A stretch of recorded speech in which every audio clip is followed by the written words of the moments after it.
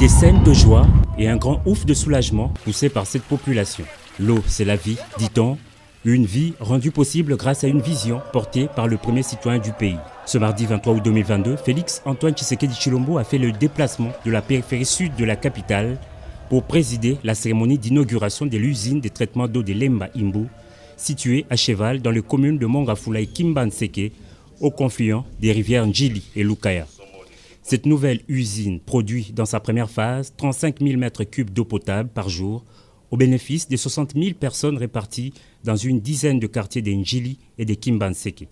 Ces explications ont été fournies au chef de l'État lors des différentes allocutions, 6 au total. Financées en grande partie par le gouvernement de la Corée du Sud et exécutées par la firme coréenne Hyundai Engineering, les travaux ont consisté, a fait savoir le ministre des Ressources hydrauliques et électricité, en la construction d'un ouvrage de génie civil de captage d'eau brute de 220 000 m3 par jour, avec une première phase de 35 000 mètres, la construction d'un réservoir semi-enterré d'une capacité de stockage de 10 000 m3 et la fourniture et la pose d'un linéaire total de canalisation de 30 km.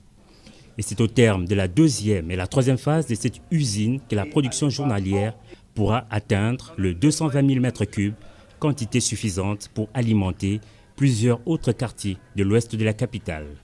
Après les verbes, le geste. Le président de la République a été invité à inaugurer officiellement cette usine et faire le tour du propriétaire dans cet enclos.